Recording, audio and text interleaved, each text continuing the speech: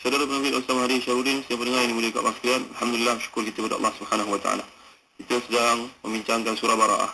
Dan masih lagi pada ayat-ayat yang awal, iaitu firman Allah Subhanahu wa taala, Bara'atun minallahi wa rasulihi ila alladhina ahadtum minal musyrikin. Fasihu fil ardi arba'ata ashhurin wa'lamu annakum ghairu mu'jizillah wa anna Allah mukhzil kafirin. Inilah pernyataan utusan hubungan dari Allah Subhanahu wa taala dan Rasulnya yang dihadapkan kepada orang-orang musyrikin yang kamu kaum muslimin telah mengadakan perjanjian dengan mereka. Maka berjalanlah kamu kaum musyrikin di muka bumi selama 4 bulan dan ketahuilah bahawa sesungguhnya Allah Subhanahu wa taala ketahuilah sesungguhnya kamu tidak akan dapat melemahkan Allah Subhanahu wa taala dan sesungguhnya Allah menghina orang-orang yang kafir. Inilah terjemahan yang terpilih dari Sahih Tafsir Ibn Katsir. Saya pendengar ini mulia sekalian. Sebenarnya ayat-ayat yang sedang kita bincangkan ini berbicara tentang perjanjian. Perjanjian sekali dengan memerintahkan untuk membatalkan perjanjian bila dikhawatiri, dibimbangi kalau pihak yang lain itu melakukan khianat. Sebenarnya surat Taubah ni mempunyai kelangsungan yang rapat dengan surah Al-Anfal sebelumnya. Kalau kita perhatikan surah Al-Anfal ni, Allah SWT berfirman pada ayat yang ke-57-58, فَإِمَّا تَثْقَفَنَّهُمْ فِي الْحَرْبِ فَشَرِّدْ بِهِمْ مَنْ خَلْفَهُمْ لَعَلَّهُمْ يَذَّكَّرُونَ وَإِمَّا تَخَافَنَّ مِنْ قَوْمٍ خِيَانَةً فَانبِذْ إِلَيْهِمْ عَلَى سَوَاءٍ إِنَّ اللَّهَ لَا يُحِبُّ الْخَائِنِينَ. Dan jika engkau benar-benar khawatir perkhianatan dari satu golongan, maka kembalikanlah mereka dengan seimbang. Sungguhnya Allah tidak menyukai orang-orang berkhianat.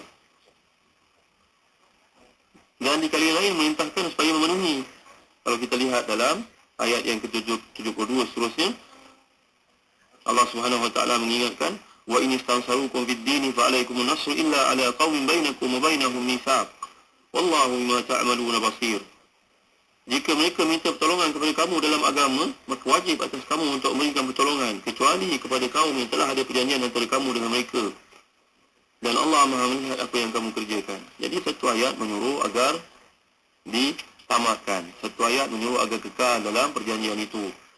Jadi ini merupakan satu ketentuan, ketetapan kepada Allah Subhanahu wa taala kepada orang beriman supaya bijaksana melihat satu keadaan itu agar tidak mengorbankan prinsip. Orang Islam telah berjanji hendaklah memenuhi janji walaupun pada orang kafir.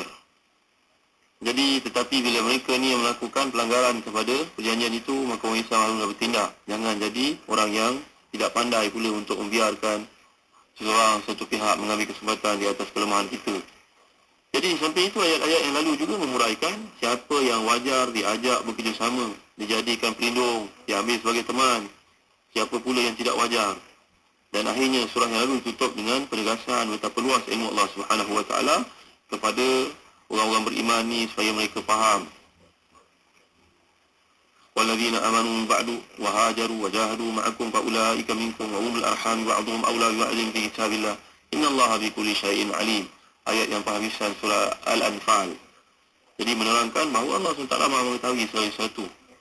Dan kemudian dalam surah ini dimulakan dengan satu pernyataan tentang pemutusan hubungan, berlepas diri, bara'ah daripada Allah Subhanahu wa taala dan daripada Rasulnya sallallahu alaihi wasallam terhadap golongan yang membatalkan perjanjian atau yang kita bimbangkan kalau mereka yang membatalkannya. Demikianlah seperti yang disebut oleh Al-Biqai dalam Nazmud Durar. Jadi ayat ini turun untuk membatalkan perjanjian antara kaum muslimin dengan sekian banyak golongan musyrikun. Setengah ulama menguraikan bahawa ketika Rasulullah SAW dalam musim panas bulan Ramadan tahun ke-9 Hijrah, Nabi dengan para sahabat telah pun pergi ke Tabuk untuk menghadapi tentera Rom. Golongan munafikun telah menyebarkan berbagai bentuk isu negatif kepada Nabi dan juga Islam. Jadi kaum musyrikun pula melakukan berbagai bentuk kejahatan untuk menunjukkan mereka ni nak melanggar ataupun mencemari ataupun membatalkan perjanjian yang telah ditandatangani dengan Nabi sallallahu alaihi wasallam. Dan itu turun ayat ke-58 surah Al-Anfal yang memerintahkan agar pembatalan perjanjian jika begitu keadaannya. Jadi ayat ini mempertegaskan pemutusan hubungan dan perjanjian itu dengan menjelaskan bara'atu minallahi wa rasul. Pemutusan hubungan dari Allah SWT dan Rasulnya kepada orang musyrik yang kamu telah mengadakan perjanjian dengan mereka. Saya dengar ini mulia Allah sekalian. Awal surah ini turun pada tahun ke-9 Hijrah, lepas Nabi pulang dari Perang Tabuk. Boleh kita anggap sekitar bulan Syawal lah sebenarnya. Bulan Syawal, bulan Zulkaidah ataupun bulan Zulhijjah. Ketika itu kaum musyrikun masih lagi berada di Mekah. Masih tawaf dalam keadaan tak memakai pakaian. Rasulullah enggan melaksanakan haji dalam suasana seperti itu. Maka Nabi telah mengangkat Sayyidina Abu Bakar radhiyallahu anhu menjadi ketua rombongan haji untuk memimpin rombongan kaum muslimin dari Madinah menuju ke Mekah. Ibn Ishaq, beliau ni adalah seorang ahli sejarah, menjelaskan setelah keberangkatan rombongan itu menuju ke Mekah, maka ayat ini pun turun.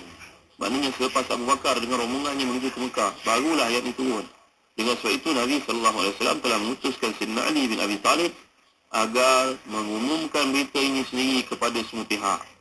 Mengejar Abu Bakar untuk iltihaq dengan rombongan Abu Bakar yang telah mendahului secepat mungkin, dan beritahu kepada Abu Bakar, saya ini diutuskan Nabi untuk membacakan satu pemberitahuan penting kepada golongan musyrikun yang masih lagi mengerjakan tawaf dalam keadaan berbugil, bertelanjang, dan masih lagi melakukan perkara-perkara syirik dalam ibadah haji yang mereka lakukan itu. Jadi Abu Bakar bila melihat Sayyidina Ali membawa utusan penting, Abu Bakar menawarkan kepada Sayyidina Ali untuk jadi ketua. Tapi jawapan Sayyidina Ali tidak. Sebenarnya saya hanyalah seorang makmur, orang yang diperintah, dan kamu tetap seorang amir, Amirul Hajj. Amirul Hajj maknanya ketua delegasi haji lah. Ali radhiyallahu anhu memberitahu Abu Bakar bahawa beliau tidaklah dihantar sebagai amir untuk mengoverride Abu Bakar radhiyallahu anhu. Tapi beliau hanya diperintahkan Nabi sallallahu alaihi wasallam untuk menyampaikan pesan yang sangat penting daripada Allah Subhanahu wa taala. Dengan sebab itu Abu Bakar radhiyallahu anhu melanjutkan kepimimpinannya sampailah selesai ibadah haji pada hari Arafah, pada hari ke-9 Zulhijjah itu, kemudian datang hari Nahar, hari ke-10, kemudian 11, 12 dan 13, Sayyidina Ali telah memandangkan atas perintah Nabi sallallahu alaihi wasallam hadis yang telah kita bincangkan sebelum ini. Hai seluruh manusia, orang kafir tidak masuk syurga, orang musyrik tidak diperkenankan melaksanakan ibadah haji selepas tahun ini, tidak boleh bertawaf dalam keadaan telanjang. Siapa yang menjalin hubungan dengan Nabi maka berakhir pada masanya. Ditetapkan 4 bulan sejak saat ini bagi semua orang untuk kembali ke kampung halamannya dan memperolehi jaminan keamanan. Setelah berlalu tempoh itu, tidak ada lagi perjanjian dan tidak ada lagi jaminan keamanan kecuali siapa yang telah mengikat perjanjian dengan Nabi sallallahu alaihi wasallam dan masuk Islam.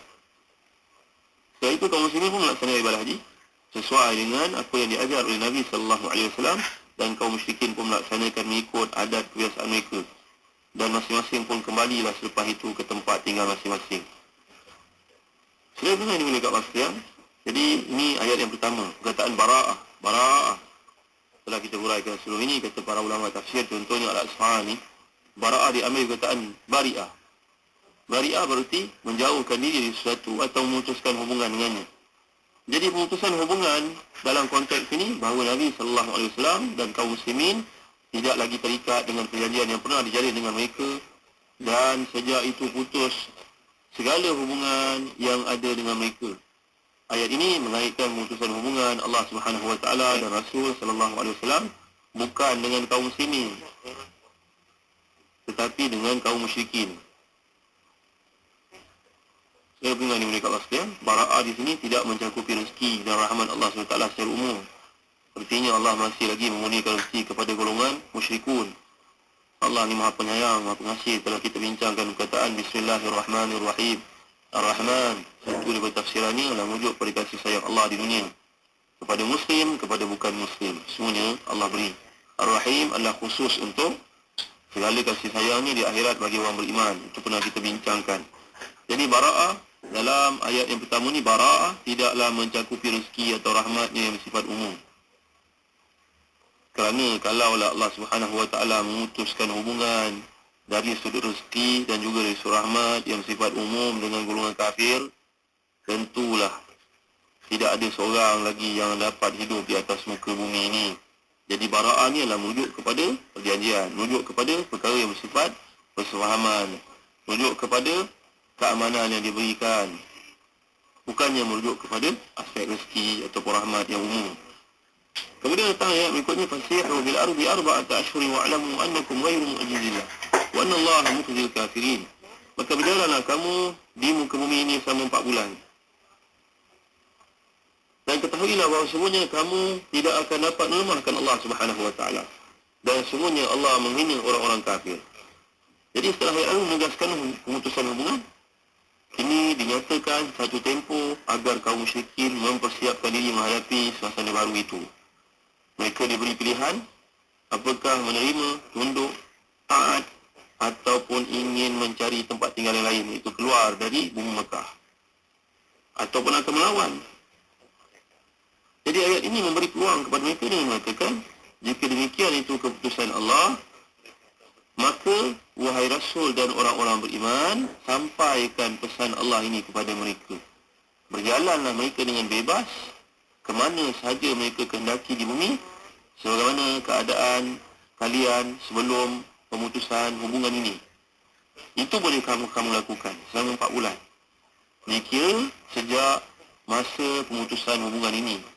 Jadi sekitar tahun Zulhijjah, tahun ke-9 Hijrah, sampailah ke pertengahan Rabiul Awal, tahun ke-10 Hijrah. Dan ketahuilah wahai orang-orang kafir, bahawa betapa banyak di lengan kamu, betapa kuat senjata kamu, tetapi kamu tidak akan dapat melemahkan Allah Subhanahu wa taala lagi. Kamu tidak akan dapat melemahkan Allah, tidak akan dapat melemahkan Islam lagi. Kamu tidak akan dapat mengalahkan Allah sama sekali. Kerana Allah itu bersifat dengan kuasa dan semuanya Allah yang menghina orang-orang kafir di dunia dan juga di akhirat. Siapa pun kafir itu, di mana sahaja pun dia berada, dia pasti mendapat penghinaan dari Allah Subhanahu wa taala. Perkataan fasihu ni diambil perkataan siyaha. Siyaha ini kalau kita belajar bahasa Arab, asal dari perkataan bahawa makna lancarnya perjalanan air, derasnya air itu mengalir. Kemudian digunakan dalam makna yang lebih luas, dalam istiqaq yang lebih luas, merujuk kepada makna mudah, senang. Jadi boleh digunakan juga dalam maksud pelancongan di sini.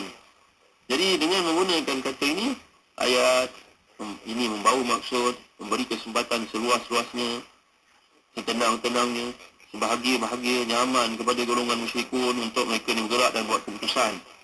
Jadi bahawa waktu yang telah diberikan itu terbatas dalam 4 bulan, kerana agaknya waktu tersebut sudah cukup untuk mereka ni berfikir dan mempersiapkan diri menghadapi suasana selepas ini. Dia pernah dimulai kat Tuhan. Kemudian datang ayat yang berikutnya, ayat yang ketiga. Wa azanu min Allah wa rasulihi ila an-nas yawm al-hajj al-akbar. Anna Allah bari'un min al-musyrikeen wa rasuluhu. Wa in tubtum fa huwa khairun lakum wa in tawallaytum fa'lamu annakum ghayru mu'jizillah. Wa bashshiril ladzina kafaru bi'adzabin alim. Dan inilah satu maklumat daripada Allah Subhanahu wa taala dan Rasulnya kepada umat manusia pada hari Haji Akbar, bahawa semuanya Allah dan Rasulnya berlepas diri dari kalangan musyrikun. Kemudian jika kamu kaum musyrikun bertaubat, maka taubat itu lebih baik bagi kamu. Dan jika kamu berpaling, maka ketahuilah bahawa semuanya kamu tidak akan dapat melemahkan Allah. Dan gembirakanlah orang-orang kafir bahawa mereka akan mendapat siksa yang pedih. Jadi Allah menyatakan pemberitahuan minallahi wa rasulih, dari Allah dan Rasulnya, serta peringatan kepada segenap manusia Yaumul Hajjil Akbar. Yaumul Hajjil Akbar ni, kata para ulama tafsir daripada Ibn Abbas radhiyallahu anhu, adalah merujuk kepada 10 Zulhijjah. Iaitulah hari yang paling mulia, hari yang paling menonjol, hari yang paling banyak manusia berkumpul selepas hari Arafah. Banyak kesilapan faham kepada Haji Akbar ni. Sebahagian di kalangan orang awam mengatakan Haji Akbar iaitulah hari Arafah jatuh pada hari Jumaat.